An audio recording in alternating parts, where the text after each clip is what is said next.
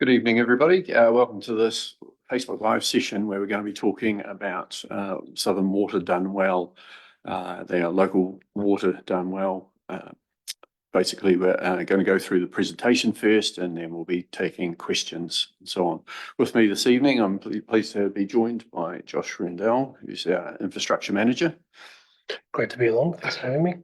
And we've got our very important tech crew sitting in behind and going to be feeding us questions as they come in. But we've had 3 community meetings this week. We've started off in Otapatata on Monday and then went to Oamaru on Tuesday and then Palmerston last night. So some good crowds, some very good questions and so on. So we're really pleased to have the opportunity to discuss the options with people and to give them as much information as possible so that they can make submissions. The information we're going to go through this evening to start this presentation is the same, or mostly the same as what was presented at those meetings. We're just leaving a couple of slides off so that it's not just a slideshow you're watching, that we can get in and engage as quickly as possible. So yeah, if we can go onto the slideshow, we'll just get those coming up on the screen and then I'll speak to those. So won't be too far away, and this is probably where we could play some ads, but you don't want to watch that either, I'm sure.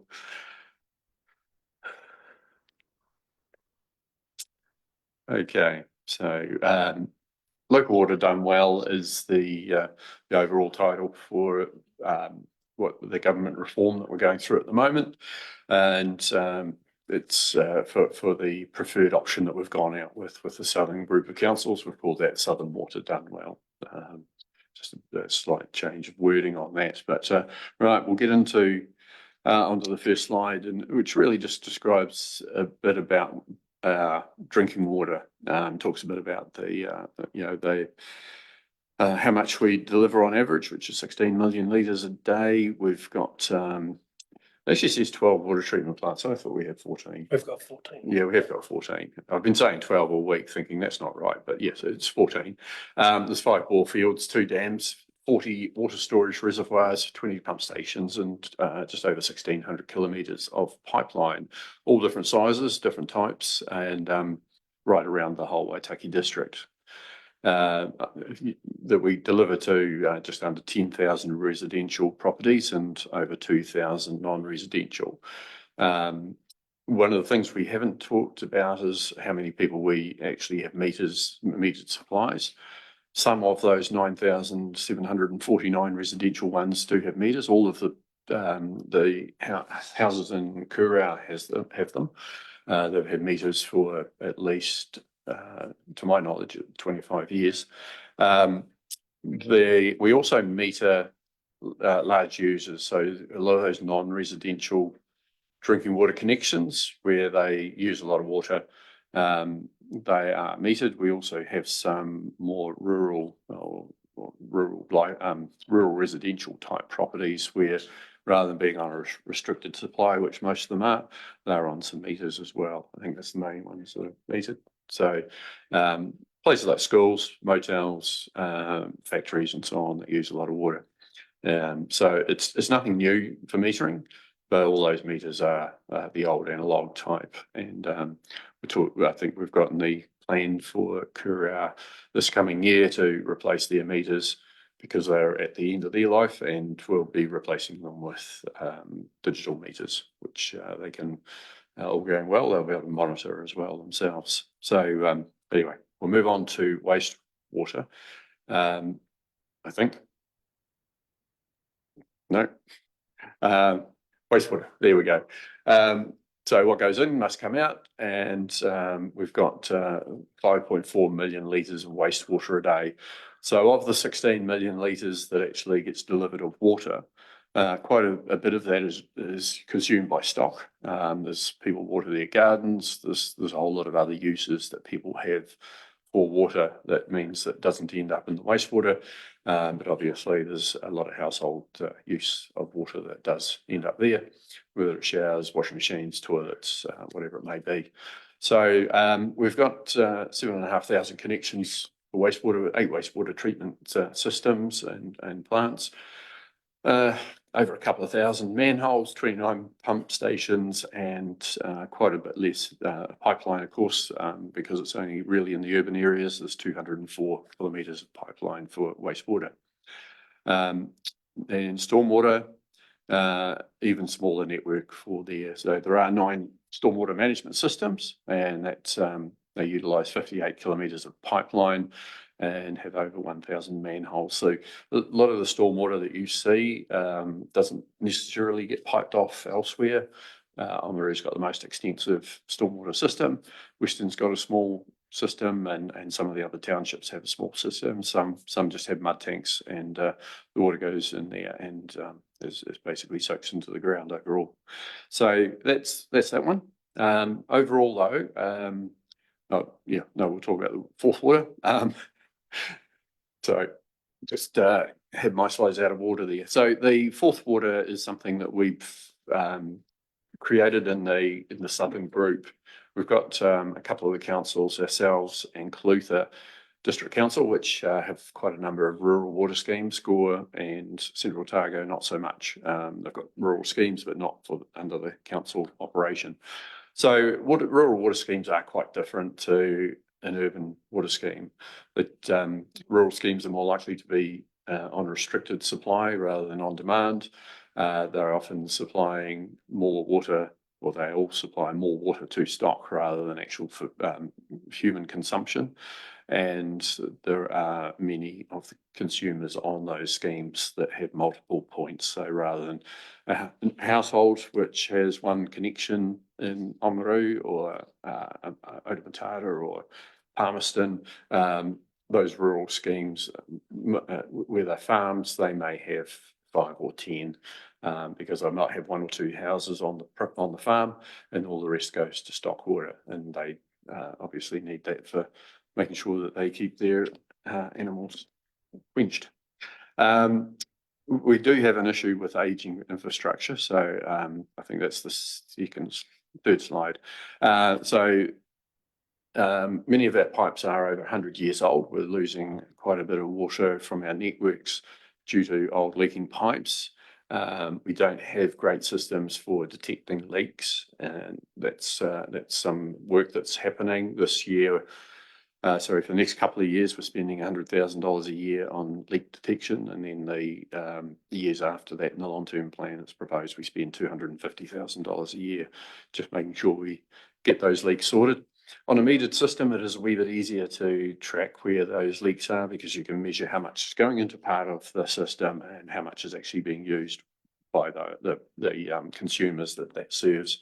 And so you can see more easily where losses of water are happening, and if it's on a property, suddenly their water use goes up significantly, and there's obviously a problem there, and it can get dealt to much sooner. And when you save water, it means you don't need to treat as much, you don't need to pump as much, and it makes it cheaper overall.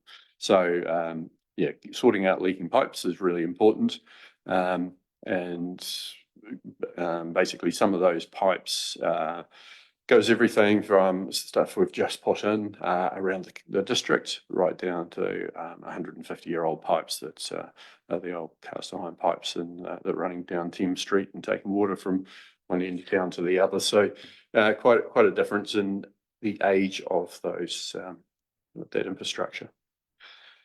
So how did we get to where we are now?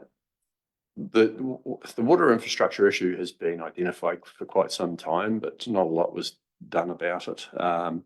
We locally had the Oamaru water treatment plant built in anticipation of the drinking water standards being increased, and that was a good move at that time. We built extra capacity in. Over the years, we've added extra capacity both for treating and for storing water, and the Oamaru treatment plant has not only served Oamaru, it got extended through to Western and Enfield, and then got extended through to Kakanui, and more recently it's the pipeline's gone down as far as Moeraki, and very recently we added on the Mahino township, which was on a private water supply before that. So there's been quite a lot of use of that, and it means that we haven't had to set up a whole lot of treatment plants for individual schemes, that those schemes have just been added on. So whereas we did have, I think, around 26 schemes, we now have 14. There were also several schemes around Palmerston that got amalgamated together, which created some excess water provision, which was very helpful down there, because before that, if you wanted more water, you couldn't get any. So there's been some benefits there. Anyway, 2016, Campbellabacter outbreak in Havelock North happened, and the national government at the time set up a review on the three waters, the drinking, wastewater and stormwater. The report came back in 2019, and they set up the water service regulator in 2020. So that was by then the Labor government. Standards have increased for drinking and wastewater as a result of the Havelock North incident. Labor government went full swing into the Three Waters Affordable Water Act reform, and that obviously caused a lot of consternation, a lot of angst out in the community right across the country, and was part of what led to the change of government with National taking over. What was it now, 2 years ago, and bringing in their own form of reform. So their reform was based more on what the Communities for Local Democracy councils, there was about 23 councils on that group. They had their version that they would like, and that's fairly much what was been taken on. National government hasn't really changed the actual standards, so there's still a requirement to do what's being done. What has changed is going from the previous government saying you need to be part of a water entity regardless of which council you are, and identifying which entity that was going to be, and now it's not compulsory, it's an optional, a voluntary situation. That's seen quite a number of the large metros, which previously were being required to be in one of those entities, to actually say, no, we don't need to be, it's not going to benefit us, so they've stayed out. So a lot of smaller councils aren't in that same position. They need to get more capacity, and they need larger populations to make sure that the work that they're doing is done as efficiently as possible. So that's led to us to where we are today with the options we've got. So central government, so the national government has gone through, repealed the Water Services Act in February last year. They brought in the Preliminary Arrangements Act for local government in September, and that basically told councils, here's the options that you can choose, and you need to consult on them, and you need to tell your public what of those options is your preference and why. So that's where we're at the moment. We've also got the Water Services Act that came in. Need to go back one slide. Yeah, they came in December, and really sets out the regulation and how water services get delivered differently. So we're required to have a water service delivery plan sent and dropped off to the Department of Internal Affairs by the 3rd of September. And this consultation and engagement is what's going to get us to that point. So we have been working with an Otago Southland option. So it started out with all of the councils in Otago and Southland, and it became the coalition of the willing. Different ones dropped out for different reasons. Some wanted different types of arrangements. Dunedin, for example, wanted to have a separate arrangement, not a CCO, but or a company structure, but an arrangement around procurement and so on with Christchurch. Queenstown Lakes is it's a very high growth council, and they've been given their own legislation essentially around that high growth, as has several councils around the country. And places like Invercargill, pretty large population in a very small area, so it's quite efficient for them just to be alone. And we've ended up with the situation where we've been working with Clutha, Central Otago and Gore on the one hand, but because we've also got a foot in the Canterbury side of things, we've also been working with Mackenzie, Timaru and Waimati. So both groups have been getting modelling done on what's the financials look like. Two different companies being used. The companies have used different assumptions, so we've had to do a bit of extra work to try and make sure that we're comparing apples with apples as much as possible, but there's still a difference in there. So we've put down in, we'll get into the options a bit more in a moment, but certainly with the Southern group, it was the furthest advanced and the more willing group, and we put that as our preferred option.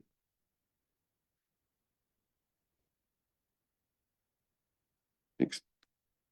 Okay. We skip past that one. Go to the just to talk about the regulators. We've had Te Mata Arawai, the Water Services Authorities, that was set up in 2020. Talked a bit about that. It's increased the standards, and importantly, it is actually enforcing them. We've had standards in the past. The Ministry of Health was responsible for those for drinking water. They were too busy looking after other health issues, and understandably were busy with that. They didn't really pay much attention. So it's been handed to us a new authority, which has got the ability to not only set standards but enforce them. Te Mata Arawai has been fairly hard-nosed about making sure that people are complying. There are a number of our schemes which still need water upgrades.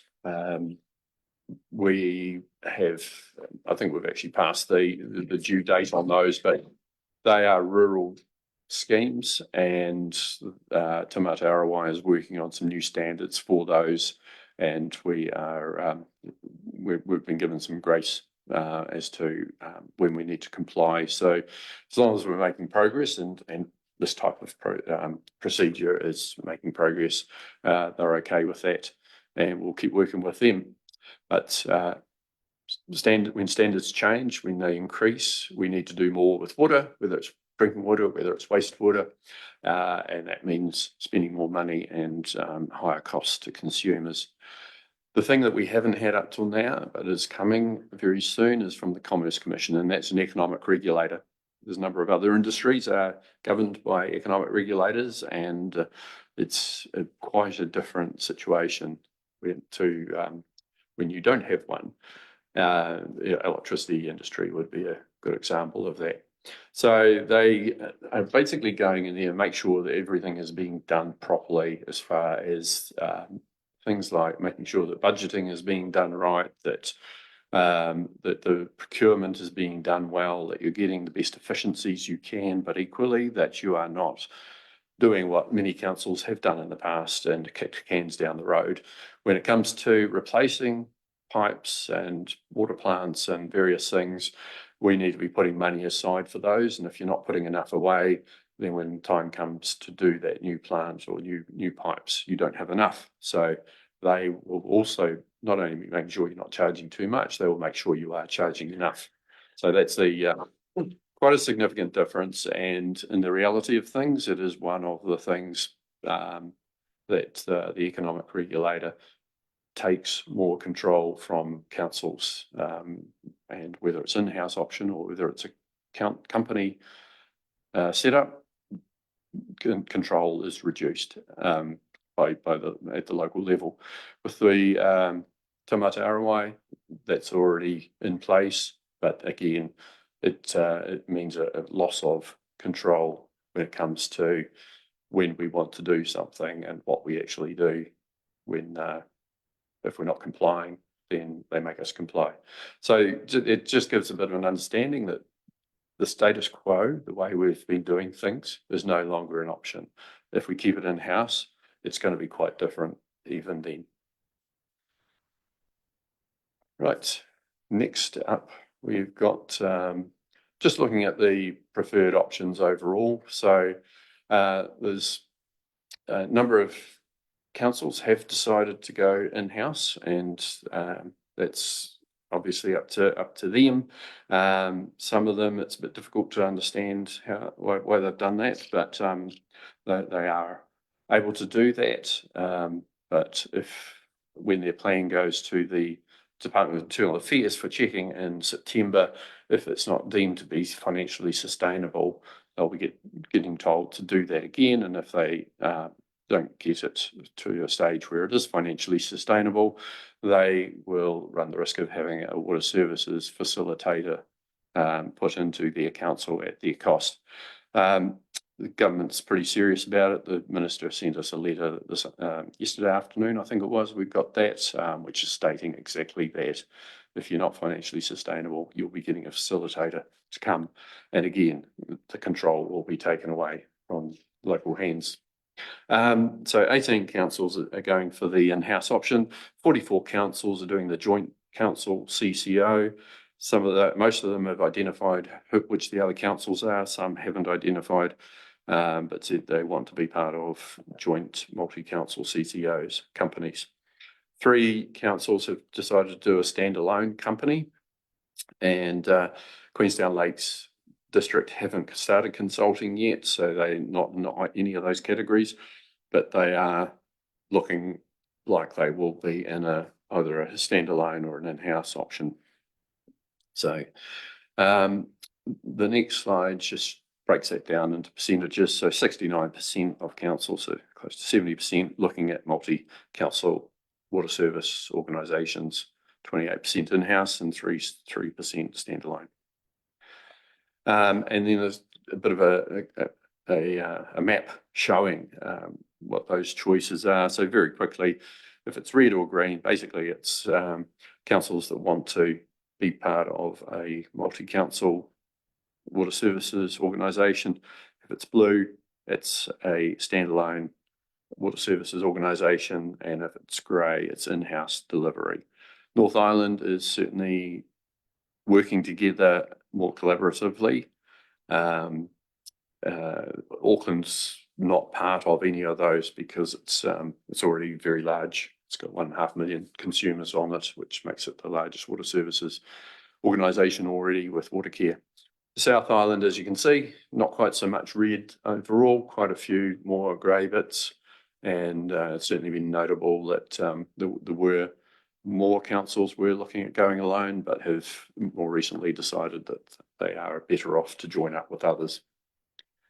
So that's that one. And last slide for the moment, just running through the options very quickly. Option 1 is the preferred option of council, which is the Southern Water Organisation. The option 2 is a standalone council controlled organisation, so still goes to a company, but it's just the Waitaki District, just the only shareholder on that. Option 3 is the in-house business unit, so keeping it the way it is, but acknowledging the significant difference to how it would operate with an economic regulator telling us what we can do and what we can't do on quite a number of things. Option 4 is the other joint CCO looking at South Canterbury. We've did that work with Mackenzie, Timaru and Waimati. Waimati have gone out with their preferred option being that they want to go alone. They've acknowledged in that they that might work for them for the next 10 years, but it's not going to work for them forever. And time will tell as to whether the water Department of Internal Affairs believes that's financially sustainable even for 10 years. So that's those ones. We'll close off the slideshow and so get into answering some of the questions. So I'm just looking to Sonia, who's going to be reading out questions to us. We've got any at the moment? Yep, so we've got a few coming in from Facebook, and we've also got some questions that we've picked up over our community meetings that we'll get to as well if we have time. So What should we start with? We'll go,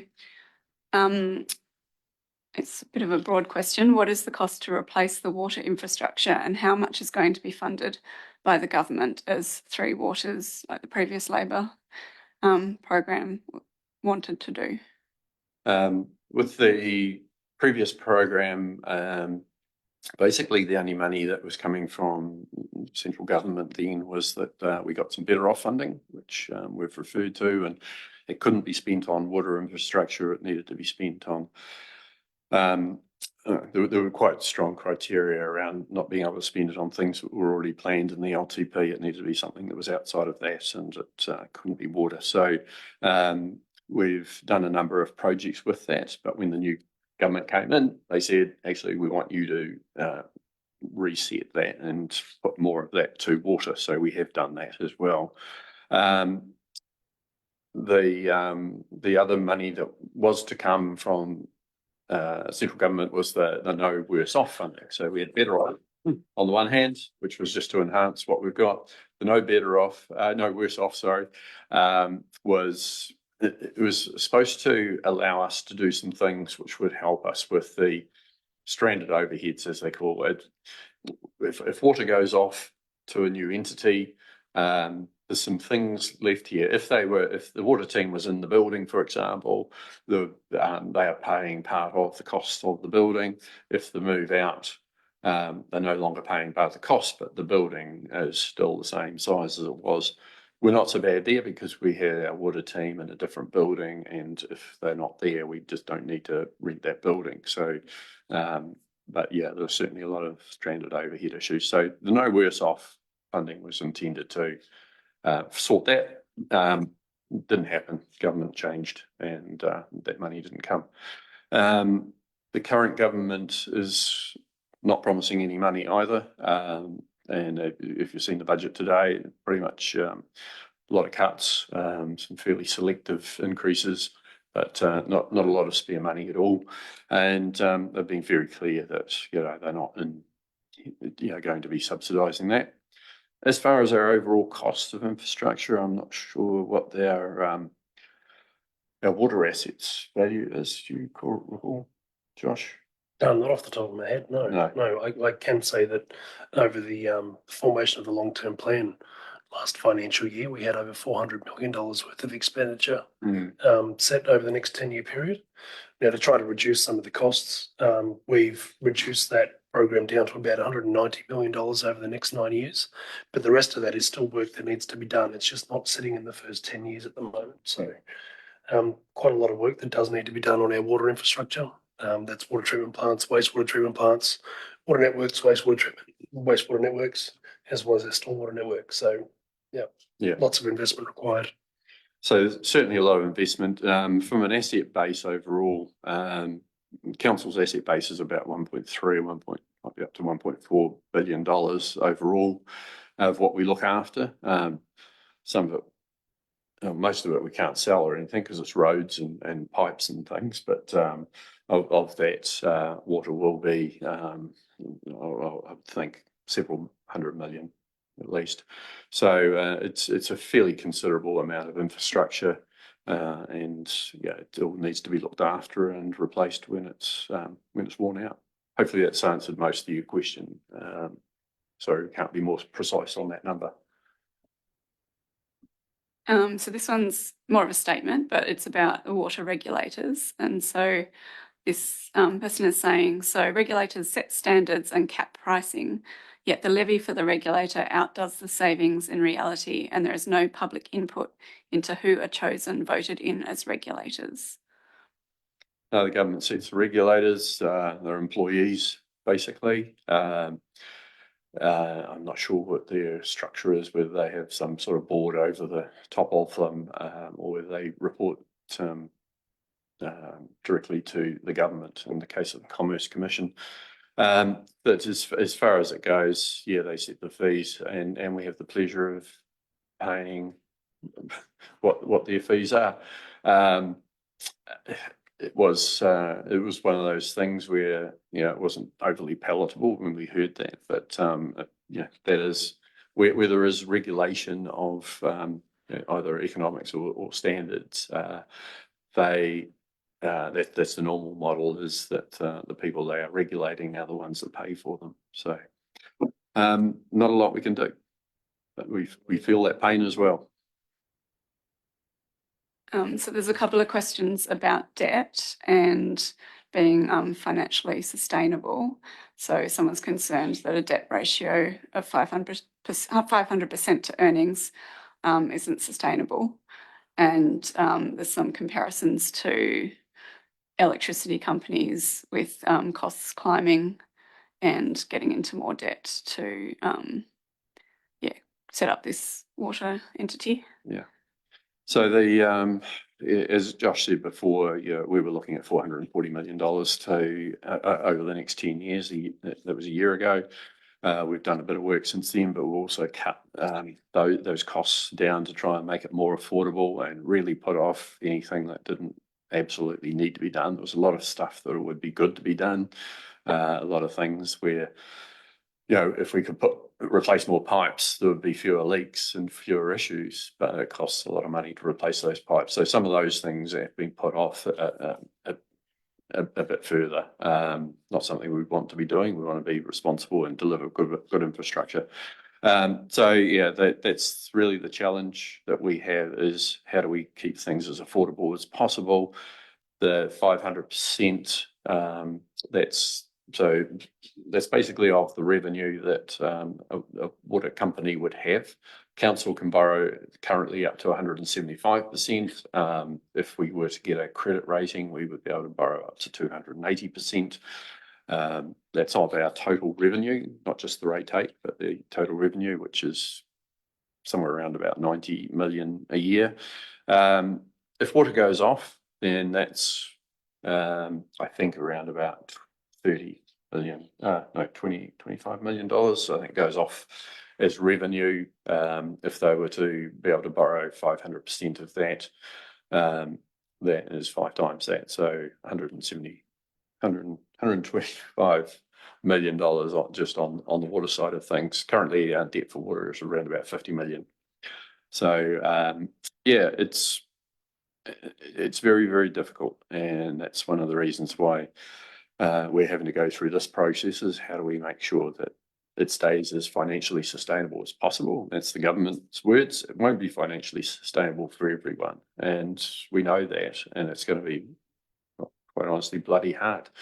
But we're trying to make sure that we make the right decision and get water delivered at the best possible price.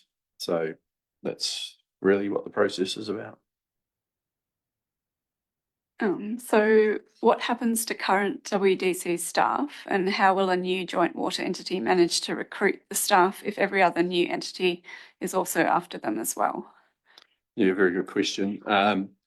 So if this is some of the background work, and I'm not sure whether Josh or I know specifically some of that stuff, but if we go with the previous model under the last government, setting up a CCO, they would basically take on all of the staff that were working in that particular area of activity.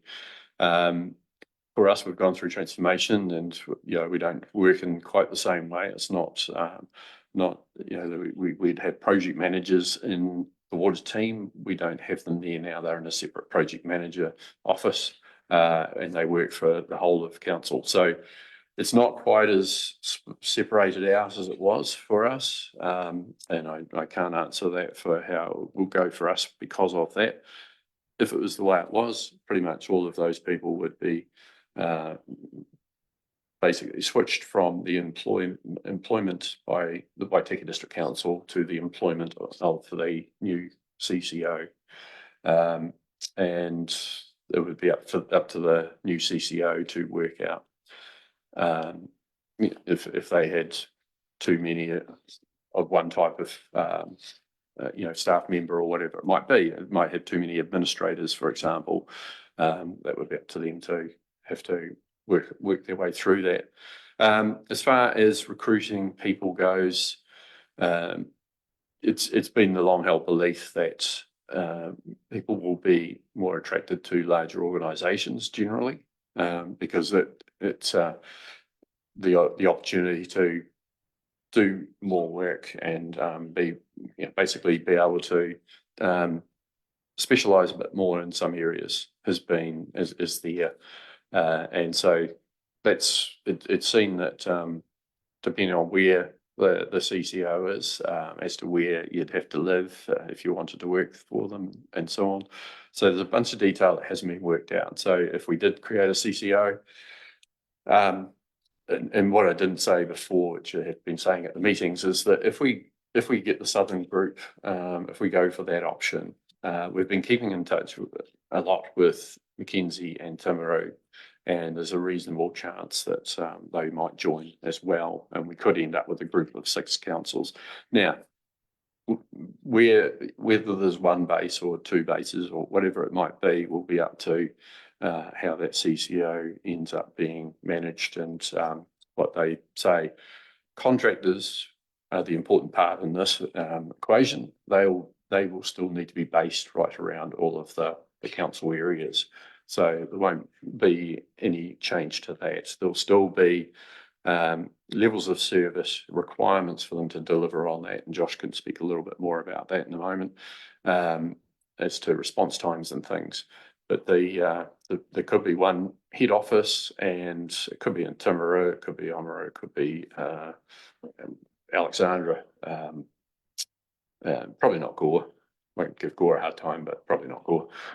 So yeah, we don't know that detail at this stage because that's really needs to be determined if we go ahead with this and once we actually start getting that set up. So Josh, you want to talk about levels of service and how they, how that keeps local employment and also local control around it? Yep, absolutely.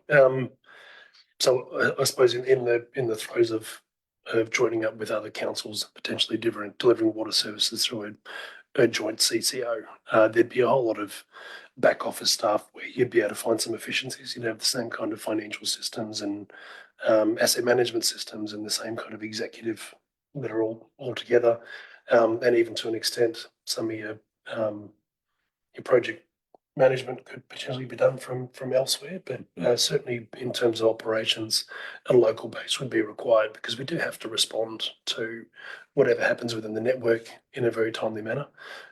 We need to have people running around and operating our water treatment plants and our wastewater treatment plants and repairing leaks, and making sure that the systems themselves are running as they should do.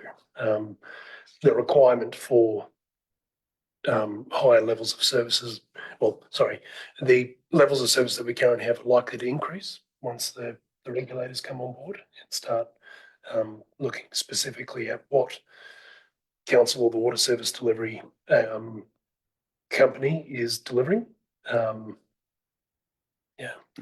So no concern with everyone disappearing from the Waitaki altogether. No. We're still going to need a local presence. Yeah, absolutely. And I think the one benefit of being geographically adjacent to any of our other shareholder councils would be that if we were with Mackenzie, for example, like at the moment, our water contractor is based in Oamaru. They've got I think it's a 1-hour response time to deal with or to get to any leaks in Oamaru, but because of the distance, it's a 2-hour time frame that they've got for Marama. If we were working with like some Mackenzie between the townships of Marama, Lake Ohau, Twizel, possibly even Otamatari come into that. It gets to the stage where you actually got enough capacity there where you could have some contractors based maybe in Twizel, and they would actually get better response times that way. So there are opportunities around that sort of thing as well to actually increase the level of service that's currently there. But it just really depends on who's going to be in the coalition of the willing. So is the question around schools and churches and the like that are currently 0 rated for water? And will they start having to pay water rates to a new entity? And what about renters? Will they be charged a water rate, which kind of relates to metering, I think? So at the moment,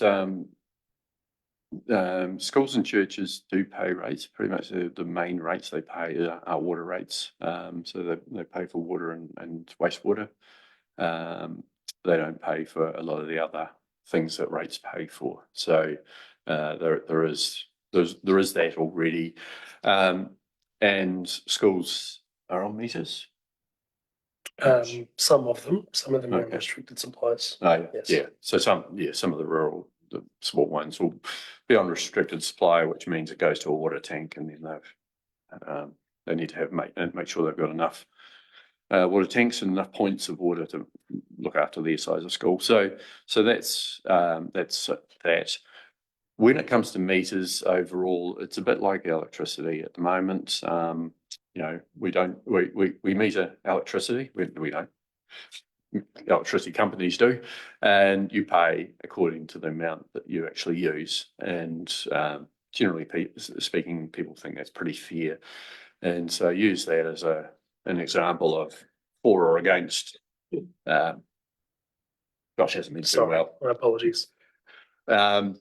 Use that as an example of, would people actually like to just for everyone to pay the same amount for electricity, regardless of how much people use. So water's like that. And if it was to go to, say, a renter, so property's being rented, there's a meter charge on there. It'll really be between them and the landlord as to who gets the water bill. And it may well be that the renter actually gets it because they're the ones who can control how much they consume. And the landlord doesn't have that ability. So again, it's about people being able to manage their use of water. We don't want it to be a situation where people skim too much. It's like electricity in that way as well. We don't want people to not use it because it's going to cost something. It needs to be that there's a fair charge. So they use what they need to, and if they can conserve them, then great. Thanks. So if there was a CCO set up, what process would be in place to ensure that it's never privatised? The government's bringing in very strict legislation on that. I don't think anything is foolproof, but it's going to be as foolproof as possible. I think the more councils that get involved in any CCO, the better, because the big handbrake on any sale would be councils, and obviously there's still that strong accountability between the community and their council through their elected representatives that I just can't imagine any council or any multiple group of councils that would be voting to sell off the water assets, because I think their communities would be in an uproar. So there's quite a good protection in that. So if there's the four of us in the CCO, then probably it needs more than 50% of shareholders to agree to it, and it's actually more than that. I think it is 3/4. So anyway, at least 3 councils out of 4 would have to agree to sell. And I just can't imagine any one of them actually wanting to do that. Might get a road council someday that does, but if they're in partnership with other councils, then again, difficult to see how they'd do it. Legislation, though, is very strong, and that's the first defence. Yep, that's right. At the moment, the legislation doesn't allow for any privatisation, but even if the legislation was to change in the future, which I don't think is likely to happen, but those shareholding councils would have to decide to move ahead. Thanks. And who would want to buy it? So will the amount of costs paid by residents for water be used within the district? Yeah, so under the previous reform, under the last government, there was much more of a move towards harmonisation. So everyone pays pretty much the same cost. If you metered, you'd pay more if you use more and so on. But whether you're in Oamaru, whether you're in Palmerston, or whether you're in Arrowtown, you'd be paying the same amount for your water. And same cubic meter rate, if that was the way of charging at the time. So they and the reason for being able to do that was that you at that stage had the metropolitan, the cities in there, and they were going to be helping offset the costs and so on. With this reform, basically harmonisation is off the table. We just wouldn't have anyone joining any CCO, because amazingly, as much as theoretically there should be like half will be paying more than they should and half will be paying less, everyone pretty much reckons that they don't want to be paying for someone else. So it's been a very strong push to not have harmonisation, and the way that we have managed to get other councils working with us and us with them is that harmonisation's off the table, and there'll be we just need to make sure that we just get on and look after our own costs within our district. The thing that we can use is the revenue overall can have X amount of borrowing. So a district might have, say they've got $20 million of revenue. If they're on their own, they could borrow the 500%, which they can't, but that would be 100 million. In this group, they can potentially use someone else's revenue to actually borrow the extra. They'll still have to repay that extra back within their own district, but that's just a way of having some flexibility and making sure that the entity overall can do what it needs to do. Hopefully that was clear enough. Yeah, just to add to that, that price harmonisation thing is one of the strongest reasons why a lot of the major metropolitans have gone on their own rather than working with other councils, which is a real shame, because it would have been good to have some other larger entities potentially work with the smaller ones, so that you could have the same scale savings that you'd get with multi-council CCOs without the need for price harmonisation. Yeah, and I don't know the structure of all of the proposed joint CCOs, both the South Canterbury and Southern group that we're part of. Both have said that it doesn't matter about the size of the council. Each council will have an equal shareholding. As far as voting power, each council would have one vote. Perhaps the metropolitans wouldn't like that part of things, because they would think that, well, we're more than half the population, we should have more than half the vote. But that's just the way it is. So keeping it equal like that, it makes it fair. It's if anyone was to leave, any council was to leave, then basically it'd be like a bit of a divorce. It's not a tidy situation. There'd have to be their assets taken out of that, and whatever, if they were going on to go alone, then it would be, they'd have to do a whole lot of changes and so on to set that up. But essentially, the assets still belong proportionally to the councils, but the shareholding is just, if there's 4 councils, there's 25% shareholding. So what would the impact on the amount of rates council collects be if we went with a CCO? Essentially, it's about 30% of our revenue. So if it's 90 million, then it's roughly about $30 million that, probably closer to 25, I think, that would go off to the CCO. So, that's definitely a reason not to, we'd rather not lose it, that it keeps a capacity here overall. But it's only because it's the most cost-effective way to deliver water for our community that, we'll have to modify a bit about what we do. There might be, it's good if, for example, if we have a finance team and if there's basically one full-time equivalent person that's doing work for water, that's okay. If it's 1.5 FTEs, that's more difficult because we can't really split the other person.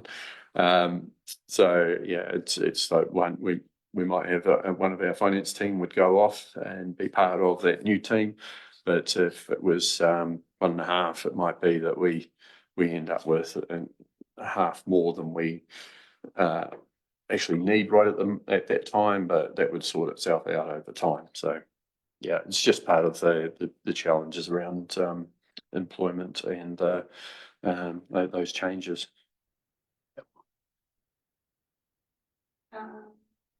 So we've had quite a few questions come in at the community meetings about just the consultation process itself.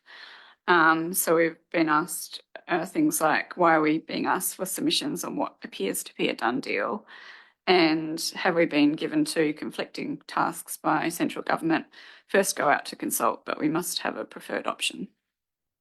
Yeah, I think it's one of those situations where they call it engagement, because it's really important the community gets informed, and we've done our best to inform and make sure that people understand the options and why and so on. And so, the obligation to engage and the obligation to explain what the preference is, because basically this is not based on something that's happened over the last year or two. This is based on the last 6 years and even beyond that, with the experience in water. So yeah, it is a challenge to say, well, we will take note of everything, but what we are doing, and we had some good examples last night in Palmerston where people were raising some concerns, and we've asked them to please make submissions, because they were concerns that if we go with a joint CCO, then they can actually be built into how we structure the CCO, so that people have the say in there.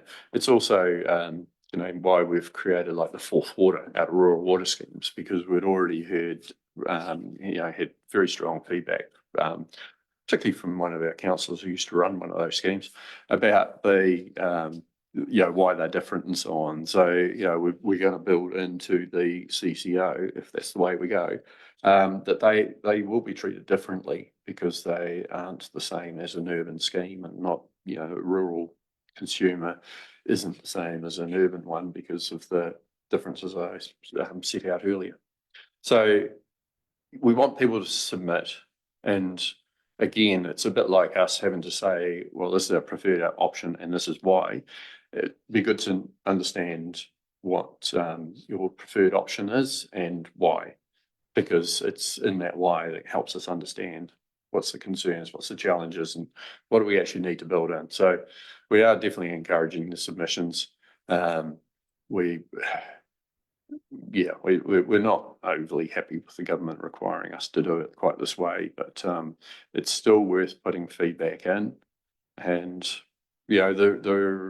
not everyone around our table's got the same view on things, so it'll give them some ammunition for whatever discussions we have and whatever requirements they might have for the final decision we end up with. But please make submissions. So is the length of time or the period to get the plan done and then move on with the plan, is that negotiable, or is it a done deal? And are we able to put the brakes on things if the community really speaks out about it? No, it's not negotiable. That was part of the minister's letter we got yesterday, just reaffirming that. We already have been told several times, and individual councils have been told along the way. And basically, he won't be giving making any exceptions. We actually have said, well, what if if we were to go with the group of four and Mackenzie and Timaru wanted to join us, would we be able to have some extra time to actually work that through and make modifications to our water service delivery plan? Apparently not. So they've been very, very strict on that, and that's the way it is.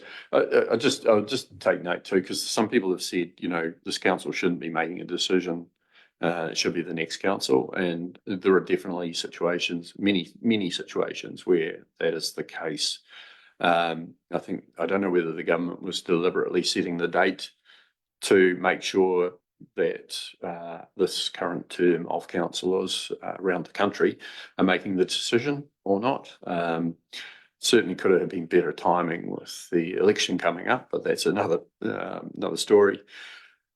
The reality is we're making a decision which is one of the biggest ones in local government for a long time, and it's not only that, it's actually one that it's going to be the way things are probably for quite a long time in the future. And I'd equate it with those of us who have been here for at least the last 6 years have got to know the topic and the issues and the solutions and so on really well. And we are probably in a better position to make some of those decisions compared to someone who comes in and gets told, 3 months from now, you need to make a decision on this, on water. No, I'm still going to be a consumer, even though I'm not standing for election, but I'm making the best decision I can based on the long-term future for the district. And it doesn't matter whether it's me making that decision or it's someone who's 3 months into the role who makes that decision. It should be getting made for the long term, and that's the reality of what we've got. There are no options around that, but just to hopefully give some understanding to that situation. It's a bit like, would you want someone who's operating on you, who's been training as a surgeon for 6 years, or would you want someone who's been training for 3 months? Because it is a very complex decision, and I'm certainly not comparing us really with surgeons, but it is very complex. There's a lot of information behind it and a lot of knowledge that goes into whatever the decision is. And every single one of us around our council table needs to be making sure that they are making the best decision they can for the ratepayers for the generations to come.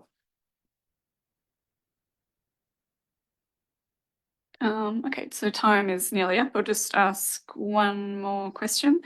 How is council going to monitor what we get back if a new CCO is falling short?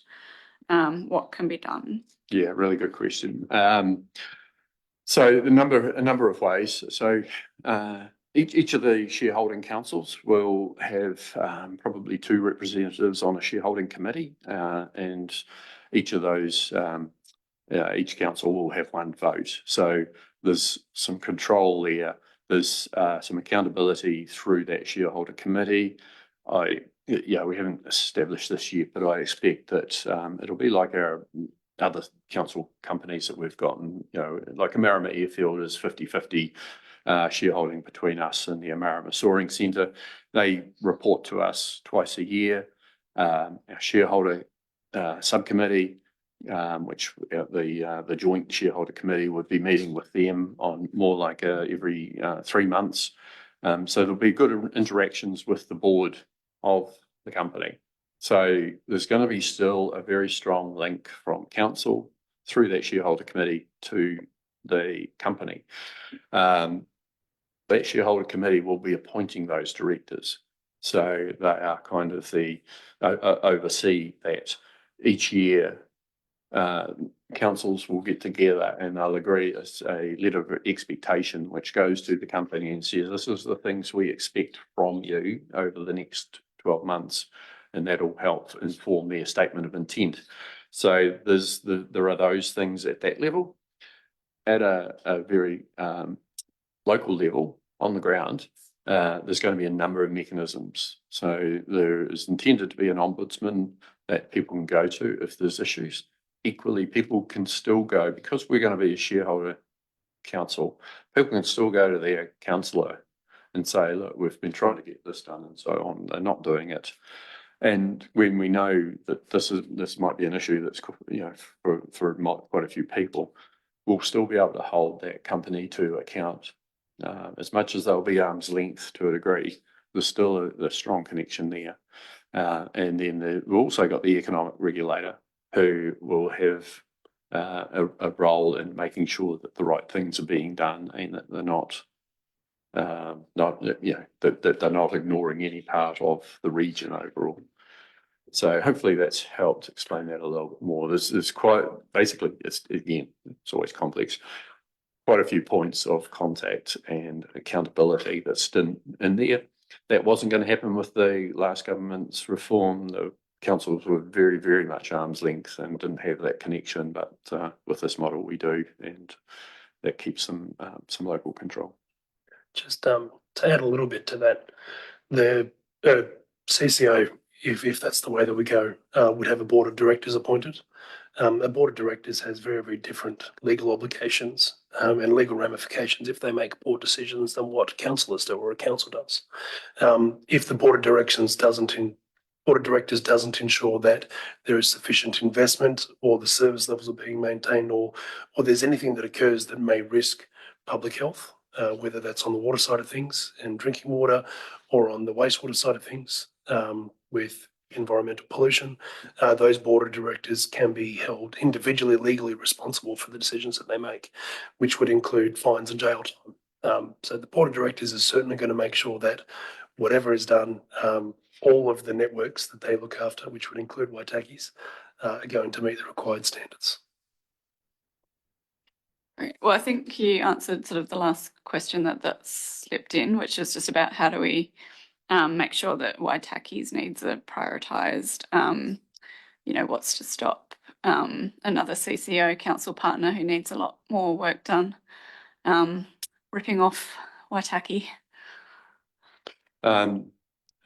As far as work on the ground goes, the contractor is going to be there, and so that work will be done. As far as the capital works program, we'll be setting out what they are. Again, there won't be total control, whether it's in-house or whether it's somewhere else. That if there's something that's not being done, if there's a resource consent that's being breached, whether it's what's the other things that come in? Abatement notice that has come out. Whether there's a boil water notice. I mean, those things all have to be dealt with promptly, and the entity will be large enough that it's got the capacity to do that. It would have to be a serious disaster somewhere that, or in multiple places, to take resources from one area. So we don't have any particular issue around that. That's the four water teams are going to become one, but the water teams won't be smaller. They'll be as big or bigger. And you use the example of some of the engineering skills that we can't afford to have on staff because we only need a quarter of that person, but actually with the other councils, they'll be able to afford to have that highly qualified person on there. And so that just gives the capacity and capability that we haven't had in the past without having to pay hundreds of thousands of dollars for. So, there's things like that. And again, it will come back to if the councillors around this table feel that Waitaki is being ignored, they've got recourse. They've got some accountability back through to the board, and I don't think any of the councils would want to be in a position where they would feel like they were at the wrong end of the line, and they would, we would be supporting each other actually to make sure that everyone's getting a fair deal. That's certainly the way we're going into this. We want to set it up really well, really well, and make sure that it's set up to succeed, that we're not wanting to emulate a Wellington water as much as someone says we are. We actually want to follow success and mirror success. We don't want to go down a pathway where we'll learn from the mistakes others made and we're not going to repeat them. So that's all. Oh, yep, okay. The clock is striking. Probably a minute late, I think. 4 minutes late. Thanks very much, everyone, for joining. Hopefully it has been helpful. Please do make submissions, and we're not saying that glibly or ignoring them or anything like that. Whatever you've got to say, if you can let us know, what your thoughts are, why you've got those thoughts, and so on, because whatever the result that we end up with, we'll be able to look at whether those are things that we can build in or should build in to whatever that model is. So thank you very much. It is a really important decision for us. We'll be doing our best to make the best decision for you, and your submissions will be appreciated. As your watching this, putting up with us. So thank you. And